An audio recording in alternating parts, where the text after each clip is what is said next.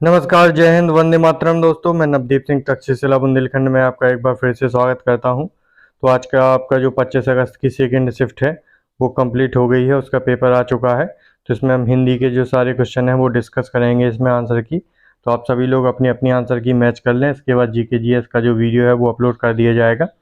तो कम ही समय में आपको जिसको इसके जो आंसर हैं वो टिक करवा देते हैं, जिससे आप जल्दी से मैच कर सकें कि आपके कितना जो है स्कोर सही हुआ है, कितने क्वेश्चन सही हुए हैं।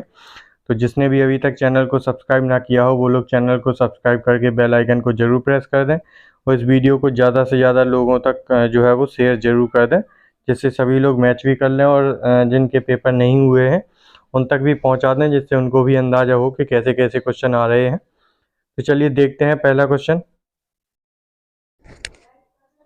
तो चलिए शुरू करते हैं। पहला क्वेश्चन आप जैसे कि इसमें देख रहे होंगे, ये है आपका। इसमें हेड मास्टर शब्द में किस उपसर्ग का जो है वो प्रयोग हुआ है। तो इसमें हेड जो है उपसर्ग का प्रयोग हुआ है, इसका ऑप्शन नंबर ए सही है। अगले हैं मौन का विलोम, जो विलोम है वो कौन सा हो जाएगा। तो जो मौन का विलोम शब्द है वो हो जाएगा आपका मुखर। मौन का क्या हो जाएगा, मुखर हो जाएगा। फिर अगला है आपका मंदिर और मद्रास युग्म का उपयुक्त अर्थ वाला युग्म कौन सा सही होगा। तो मंदिर और मंदिरा में होता है आपका देवालय और अश्वशाला, इसका ऑप्शन नंबर डी जो है वो सही हो जाएगा। फिर आगे अगला क्वेश्चन है, निम्न में प्रेरणार्थक क्रिया है। तो इसमें कौन से में प्रेरणार्थक क्रिया है ये बताना था। तो प्रेरणार्थक क्रियाएं दो प्रकार की होती हैं, मैंने अच्छे से बताया आपको। प्रथम प्रेरणार्थक, द्वितीय प्रेरणार्थक। तो जब पहले खुद काम किया जाता है तो वो होती है प्रथम प्रेरणार्थक, जब दूसरे से करवाया जाता है तो द्वितीय प्रेरणार्थक। तो ये है आपका बदलना। ठीक है जी, ये हो जाएगा आपकी प्रेरणार्थक क्रिया ऑप्शन नंबर डी। अगर इसमें होता बदलवाना तो ये द्वितीय प्रेरणार्थक हो जाती। तो इसका ऑप्शन नंबर डी जो है वो सही रूप हो जाएगा, सही आंसर हो जाएगा। अगला क्वेश्चन है, निम्नलिखित में से शुद्ध रूप का चयन कीजिए। तो वह एक विदुषी महिला थी। तो कौन सा इसका ऑप्शन नंबर बी जो है वो सही हो जाएगा। इसके पहले वाले शब्द में भी आपका जो है वो विदुषी शब्द का जो पूछा गया था, स्त्रीलिंग पूछा गया था, तो इसका विदुषी था, तो वहीं से लिए जा रहे हैं। तो ये ऑप्शन नंबर इसका बी जो है वो सही आंसर हो जाएगा। अगला क्वेश्चन है, चरण कमल बंदो हरिराई में कौन सा अलंकार है। तो ये मैंने बहुत अच्छे से करवाया है, चरण रूपी कमल। तो इसमें रूपक अलंकार जो है वो हो जाएगा ऑप्शन नंबर सी, इसका सही आंसर हो जाएगा। अगला क्वेश्चन है आपका फिर, वरिष्ठ साहित्यकार काशीनाथ सिंह, उनकी कृति जो है वो रेहन पर रघु के लिए किस सम्मान से सम्मानित किया गया इनको। तो इनको जो है वो साहित्य अकादमी पुरस्कार से सम्मानित किया गया। ऑप्शन नंबर ए इसका जो है वो सही आंसर हो जाएगा। फिर अगला शब्द दिया गया है, गौ का अर्थ नहीं है। अगले क्वेश्चन में जो है वो गौ का अर्थ नहीं है वह छांटना था। तो गौ का अर्थ इनमें से गाय, नदी, इंद्रिय दोनों तीनों होते हैं, जबकि गज नहीं होता है। गज मीन्स हाथी होता है। तो इसका ऑप्शन नंबर डी जो है वो सही हो जाएगा। अगला क्वेश्चन है, कल कानन कुंडल मोर पखा उर्पे बनमाल विराजत हैं। तो इसमें कौन सा हो जाएगा आपका अलंकार कौन सा होगा। तो इसमें कौन सा हो जाएगा आपका अनुप्रास अलंकार हो जाएगा। एक बार की आवृत्ति बार बार हो रही है। आगे क्वेश्चन दिया हुआ है अगला आपका, प्रत्यंग किस समास का जो है वो उदाहरण है। तो प्रत्यंग का जब आप विच्छेद करेंगे तो उसका प्रति प्लस अंग आएगा। तो इसमें प्रति उपसर्ग जुड़ा हुआ है, तो इसमें कैसा आपका अव्ययीभाव समास हो जाएगा। कौन सा, ए ऑप्शन नंबर ए जो इसका आपका जो है वो सही आंसर हो जाएगा। फिर है आपका ई, छोटी बड़ी छोटा बड़ाऊ किस प्रकार के स्वर हैं। समृत, अर्ध समृत, विव्रत, अर्ध विव्रत। तो इनमें कौन सा ऑप्शन सही हो जाएगा। तो इसका ऑप्शन नंबर ए जो है वो सही आंसर हो जाएगा, समृत स्वर। मैंने बहुत बार प्रैक्टिस के दौरान भी बताया था आपको, समृत, विव्रत, असमृत, अविव्रत, ये वाले यहाँ से अल्प प्राण महाप्राण से क्वेश्चन जो है वो पूछे जाते हैं। तो अभी तक इनसे जो है वो आपके पूछे जा रहे हैं। वर्णमाला से इसमें काफ़ी क्वेश्चन पूछे गए हैं आपके, तो आगे आपके अल्प प्राण महाप्राण से भी पूछे जाएंगे। आगे दिया हुआ है, आकाश का पर्यायवाची शब्द है। तो इसमें मैंने बहुत बार करवाया है, आकाश का कौन सा आपका व्योम जो है वो आकाश का पर्यायवाची हो जाएगा। शून्य भी आपका आकाश का पर्यायवाची है। अगला क्वेश्चन है, कौन सा कारक है निम्न में अनुज की किताब मेज पर है। तो की बताना है आपको, कौन सा कारक हो जाएगा की में आपका। तो इसमें कौन सा शायद जो है वो सही आंसर हो जाएगा। तो इसका जो सही आंसर है वो हो जाएगा आपका संबंध कारक, क्योंकि इसमें की पर जो है वो डैश लगा हुआ है। अनुज की किताब, तो किताब का संबंध किससे है, अनुज से है। तो संबंध कारक इसका जो है वो सही आंसर हो जाएगा। फिर है, प्रेरणा स्टूडियो जाएगी मैं काल भेद बताइए।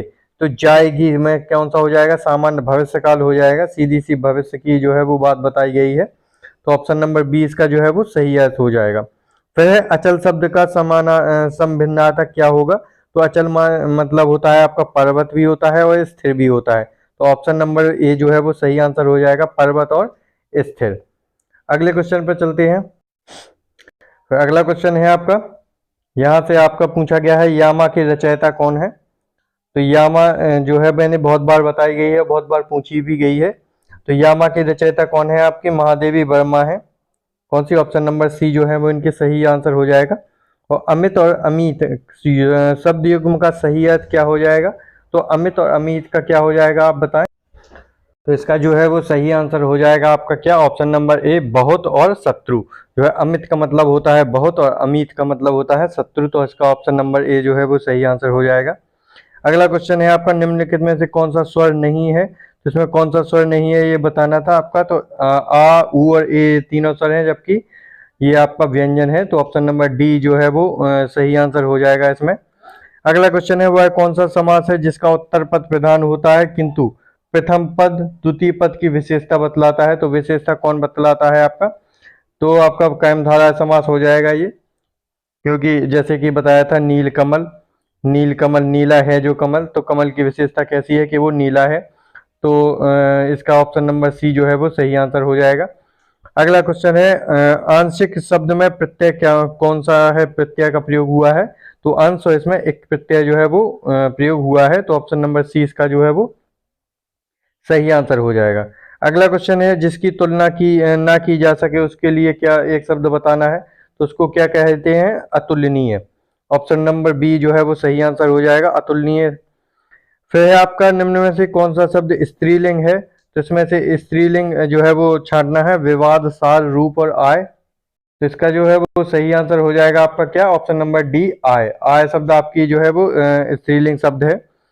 फिर अगर अगला आपका, निम्नलिखित में से अर्धविराम चिन्ह कौन सा है। तो इसका अर्धविराम आपका ऑप्शन नंबर डी जो है वो आपका अर्धविराम चिन्ह है। फिर यहाँ पर गौ का बहुवचन पहचानिए, सॉरी गौ का वचन पहचानना है। तो गौ में कौन सा आपका एक वचन हो जाएगा, गौ कैसी है, एक वचन। और इसका बहुवचन कौन सा हो जाएगा आपका, गौ है। क्या हो जाएगा, गौ है आपका जो है वो बहुवचन हो जाएगा गौ का। फिर है आपका, काठ की हांडी बार बार नहीं चढ़ती। तो काठ की हांडी बार बार नहीं चढ़ती, इसका क्या हो जाएगा आपका। तो इसका ऑप्शन नंबर बी है जो है वो सही आंसर हो जाएगा, छल कपट का व्यवहार हमेशा नहीं चलता। ऑप्शन नंबर बी जो है वो सही आंसर हो जाएगा। अगला है आपका, कामायनी के रचनाकार कौन से हैं। कामायनी, तो कामायनी किसकी रचना है आपकी, जयशंकर प्रसाद हो जाएंगे आपके। कामायनी, आंसू लहर, ये सब किसकी है, जयशंकर प्रसाद की है। अगला क्वेश्चन है आपका, कौन सा वाक्य जो है वो शुद्ध है।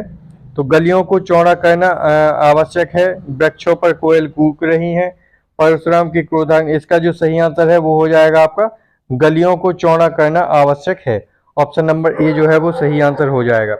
ज्ञानपीठ पुरस्कार किस भाषा से संबंधित है। तो इसमें जो सही आंसर हो जाएगा वो हो जाएगा, संविधान की 8वीं अनुसूची की सभी भाषाओं में जो है वो आपका ज्ञानपीठ पुरस्कार दिया जाता है।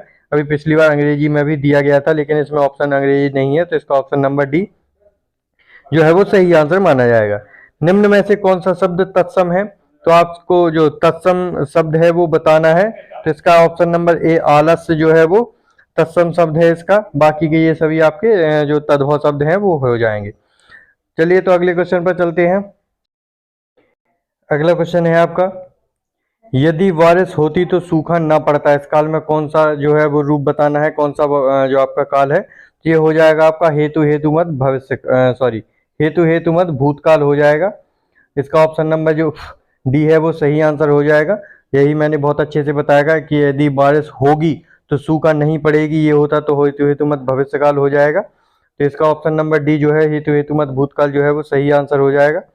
अगला क्वेश्चन है, अरे उसने तो कमाल कर दिया। तो इसमें जो कौन सा चिन्ह का प्रयोग किया गया है। ये विस्मयादि बोधक चिन्ह का प्रयोग किया गया है। ऑप्शन नंबर सी जो है वो सही आंसर है। पिछली शिफ्ट में भी विस्मयादि बोधक से जो है वो प्रश्न पूछा गया था। फिर अगला क्वेश्चन है, श्याम को पुस्तक पढ़नी चाहिए। तो इसमें कौन सा वाच्य है। तो वाच्य से क्वेश्चन जो है वो पूछा गया है। तो श्याम को जब क्रिया का प्रभाव क्रिया पर पड़ता है, जिसका प्रभाव वही होता है, तो श्याम का प्रभाव नहीं पड़ रहा है इसमें। इसमें कौन सा पुस्तक का प्रभाव पड़ रहा है क्रिया पर। पुस्तक पढ़नी चाहिए। अगर हम यहाँ से श्याम को हटाकर राधा को पुस्तक पढ़नी चाहिए, राधा भी कर दें तो भी सही होगा ये। तो कृतवाच्य इसमें नहीं होगा, इसमें कौन सा आपका कर्मवाच्य सही आंसर माना जाएगा। तो इसका जो ऑप्शन नंबर डी है वो सही आंसर हो जाएगा। तो यहाँ से गद्यांश स्टार्ट है आपका। तो भारत ने अपनी अंतहीन खोज के दौरान क्या विस्मित नहीं किया, तो अपने आदर्श जो है इसका सही आंसर हो जाएगा डी इसका। अगला क्वेश्चन है आपका गद्यांश के अनुसार अपने सपनों को साकार करने के लिए हमें क्या करना होगा, तो निरंतर सोचना होगा, कार्य योजनाएं बनानी होंगी, अपार धन एकत्र करना होगा। तो इसका जो सही आंसर है वो हो जाएगा कठिन परिश्रम करना होगा। ऑप्शन नंबर डी इसका भी सही आंसर हो जाएगा। तो फिर अगला क्वेश्चन, भारत की सेवा का तात्पर्य निम्न में से क्या नहीं है, तो इसमें से क्या हो जाएगा, अपने नेताओं की सेवा करना। तो भारत की सेवा का तात्पर्य क्या नहीं है, अपने नेताओं की सेवा करना नहीं है। तो ऑप्शन नंबर ए जो है वो सही आंसर हो जाएगा। अगला क्वेश्चन है भविष्य भारतवासियों के लिए आसान है, निरंतर प्रयास करने का है, भरपूर आनंद लेने का है, या फिर संदेहात्मक है। तो इसका जो सही आंसर हो जाएगा वो हो जाएगा निरंतर प्रयास करने का। भविष्य क्या है, निरंतर प्रयास करने का। ऑप्शन नंबर जो है डी इसका भी सही आंसर हो जाएगा। तो आपने देखा इसमें चारों में जो है अभी डी आंसर है। अपने आदर्श भी है, कठिन परिश्रम करना होगा, बस ये नेताओं वाला जो है वो ये है, बाकी के 3 इसमें डी है। अब बचा है आपका अगला लास्ट क्वेश्चन। अगला क्वेश्चन है आपका लास्ट 37 का, गद्यांश काल की पीढ़ी के सबसे महान व्यक्ति की क्या महत्वाकांक्षा रही है। एक महान संगीतकार बनना, एक बड़ा फिल्मकार बनना, एक महान गायक बनना, हर एक आंसू से आंसू मिटाना। तो इसका क्या आंसर हो जाएगा, तो इसका आंसर नंबर डी जो है वो सही आंसर हो जाएगा, हर एक आंसू से आंसू मिटाना। इसका जो है वो answer number question number D भी सही आंसर हो जाएगा। तो ये आपके पूरे 37 क्वेश्चन हो गए हैं। तो आप इनको जरूर चेक कर लें। तो एक आपका एक क्वेश्चन है जिसमें थोड़ा सा डाउट है मुझे, वो बताते हैं। ये वाला श्याम को पुस्तक पढ़नी चाहिए, तो इसमें श्याम को साथ में आया है, तो इसमें कृतवाच्य भी हो सकता है। तो ये थोड़ा डाउट में रख सकते हैं इसमें को कि कृतवाच्य है या कर्मवाच्य है। तो इसमें कर्मवाच्य भी हो सकता है, क्योंकि श्याम को अगर मैं यहाँ पे श्याम को से हटाकर राधा को लगा दूं, राधा को, तब भी जो है वो इस प्रक्रिया पर कोई प्रभाव नहीं पड़ेगी कि राधा को पुस्तक पढ़नी है। तो इसमें कर्मवाच्य भी जो है वो हो सकता है, कृतवाच्य भी सॉरी हो सकता है। वैसे मैंने इसको जो है वो कर्मवाच्य लगा के चलेंगे इसको। तो आप देख लीजिए, मिला लीजिए इसको। एक क्वेश्चन जो है वो डाउट में रख सकते हैं इसमें, वैसे कर्मवाच्य है, इसमें कृतवाच्य भी हो सकता है, तो इसको थोड़ा डाउट में रखेंगे। और इस वीडियो को ज़्यादा से ज़्यादा लाइक करके शेयर जरूर कर दें सभी लोगों तक, जिससे सभी लोग अपने क्वेश्चन जो है वो मैच कर सकते हैं। मिलते हैं अगले वीडियो में। आपके इसके बाद जी के जीएस का भी अपलोड कर देंगे। जय हिंद दोस्तों।